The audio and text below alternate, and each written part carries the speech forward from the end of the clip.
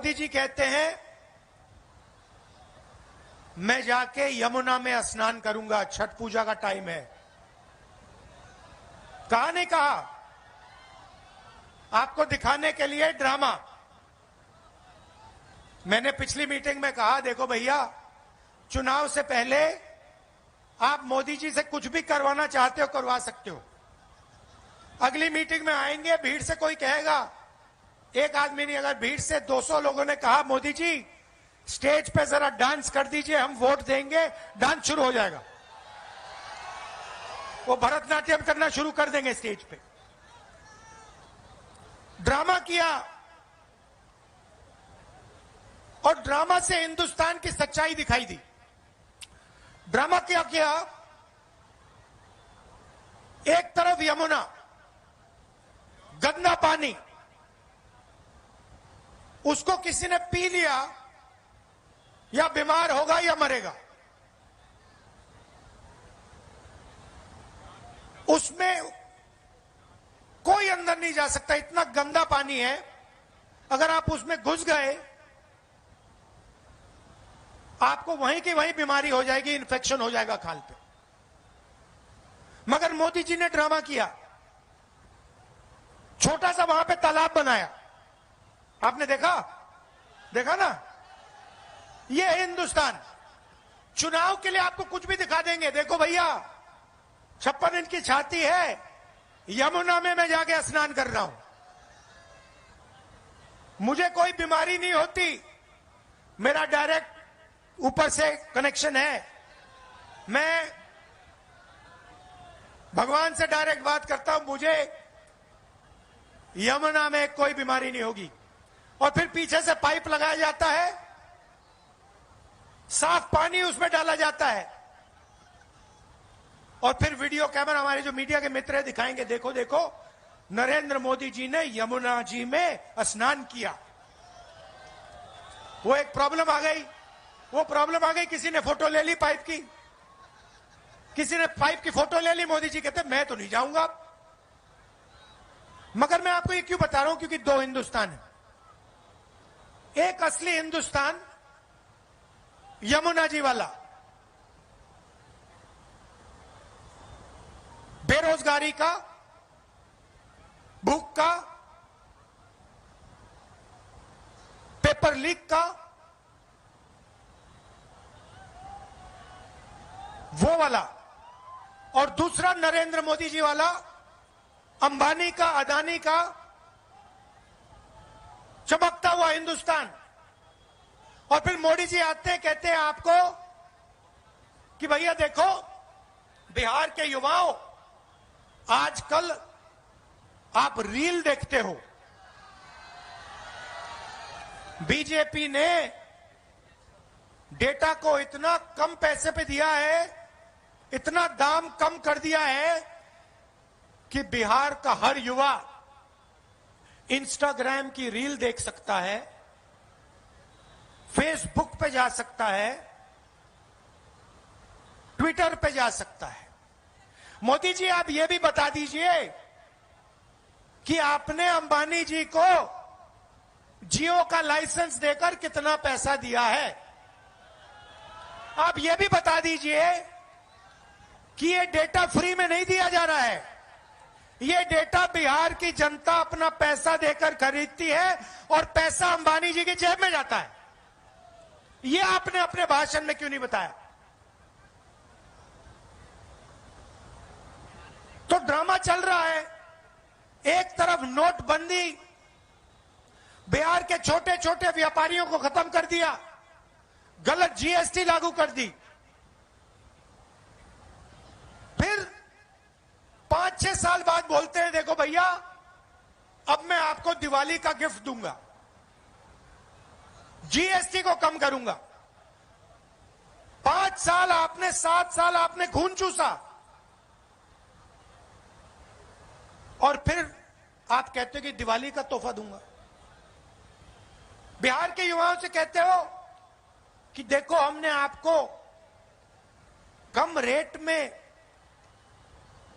Data दिया, मगर बिहार के युवाओं से आप ये नहीं कहते हो कि आप 24 घंटा इंस्टाग्राम पे इसलिए हो क्योंकि हमने आपको नौकरी नहीं दी, मोदी सरकार ने, निजी सरकार ने नौकरी नहीं दी।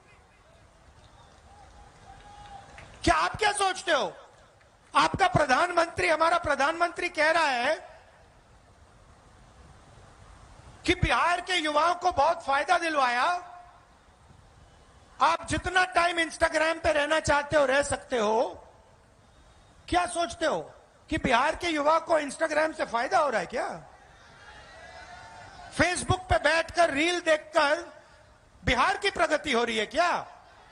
नहीं, इनको देना पड़ रहा है, क्योंकि अगर आप, इन्होंने आपका टाइम जाया नहीं किया, इंस्टाग्राम पे आपको नहीं रखा, फेसबुक के आपको नहीं रखा, तो आप प्रधानमंत्री जी के घर के सामने, नीतीश जी के घर के सामने पहुंच जाओगे और कहोगे भैया हमें रोजगार दो। तो ये आपको गुमराया जा रहा है, आपको सपना दिखाया जा रहा है, रील में कुछ है नहीं आपके लिए। एक दो लोग इंस्टाग्राम बने, इन्फ्लुएंसर बनेंगे,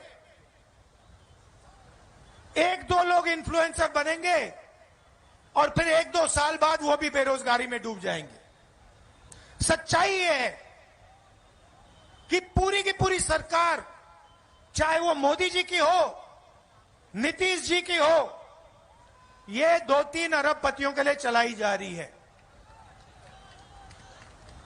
और इसमें किसान भूखा मर जाए, युवा एग्जाम पास करे ना करे, बेरोजगार रह जाए, कोई अस्पताल में मर जाए, इनको कोई फर्क नहीं पड़ता। इनको सिर्फ आपकी जमीन चाहिए, आपका पैसा चाहिए और आपका भविष्य चाहिए। और आजकल नई चीज चली है, ये जो भी आपको मिला है, ये चुनाव हो रहा है ना, यहां पे बिहार में चुनाव हो रहा है ना, तेजस्वी जी को चीफ मिनिस्टर चुना जा रहा है ना,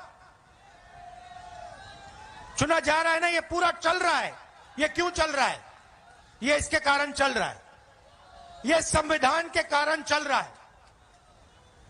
इसके पहले, संविधान के पहले यहां कोई चुनाव नहीं होते थे, यहां पे कोई भाषण नहीं होते थे, यहां पे जो भी राजा महाराजाओं को चाहिए होता था वो होता था। उनको किसी की जमीन चाहिए, जमीन ले लेते थे। ये पूरा का पूरा ढांचा जो हिंदुस्तान में बना है, लोकतंत्र का ढांचा, ये अंबेडकर जी, गांधी जी के संविधान के कारण बना है। आप मत सोचिए आरएसएस और बीजेपी इस पर आक्रमण कर रहा है। जब